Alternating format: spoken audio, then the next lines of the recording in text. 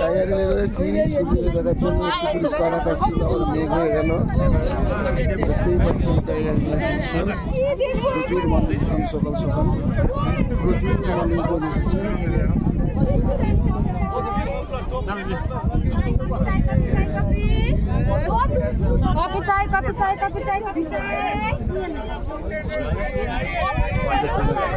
এটা একটা পয়েন্ট, উপর থেকে একটা টাওয়ার দেখছেন, ওই টাওয়ারেই ওখানটা একটা মেন পয়েন্ট আছে। হলে কি হবে, ওখানে যেতে অনেকটা সময় লাগে এবং গাড়ি প্রচুর জ্যাম হয়ে যায় বলে আমরা এই পয়েন্টে এসে দেখছি।